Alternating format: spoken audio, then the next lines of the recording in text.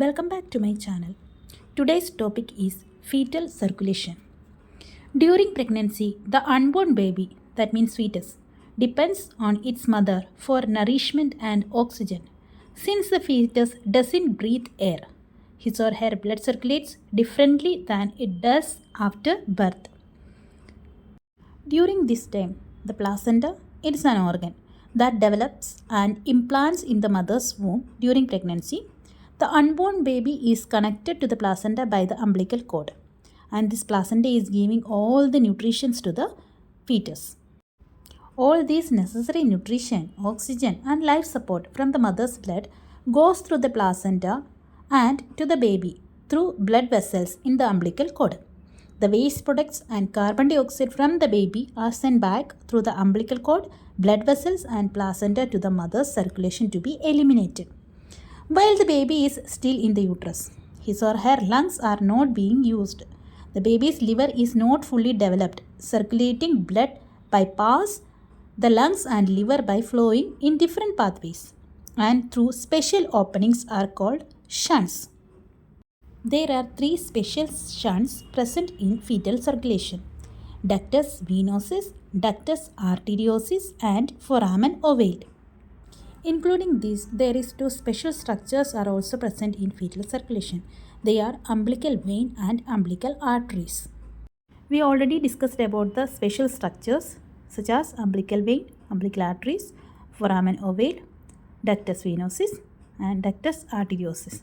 The shunts are foramen ovale, ductus arteriosus, and ductus venosus. You can see it on the diagram. From the placenta, the umbilical vein carrying 80% saturated or oxygenated blood enters the fetus at the umbilicus and runs along the free margin of the falciform ligament of the liver.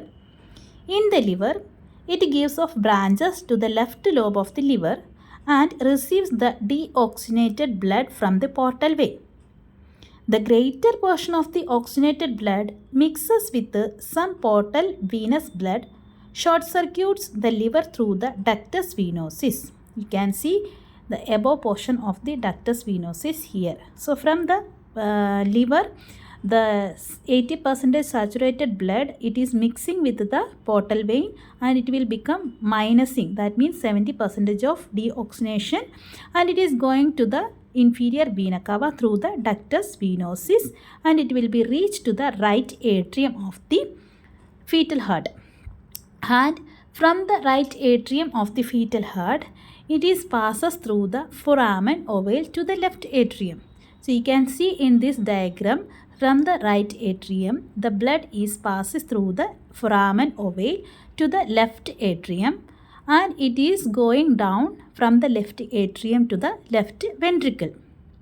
And here you can see it is passing through the left ventricle, and from there the blood is reaching to the aorta. This is arch of aorta and ascending aorta, and the oxygenated blood is passing throughout the body and circulate throughout the body.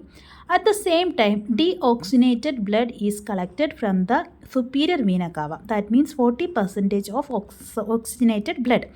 It is coming to the right atrium.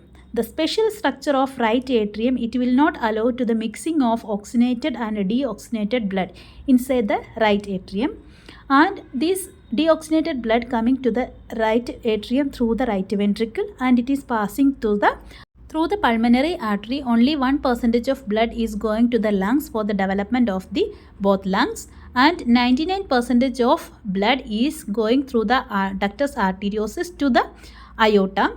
You can see the ductus arteriosus, and the blood is passing through the descending aorta. You can see here 80% of oxygenated blood is coming from the placenta, and after the circulation only 60% of saturated blood is going back through the umbilical arteries. You can see here. So this 60% saturated blood is collecting from the common iliac artery. There are two internal hypogastric arteries, and from there the umbilical arteries are leaving, and through these umbilical arteries the deoxygenated blood is coming back to the placenta. Changes of the fetal circulation at birth.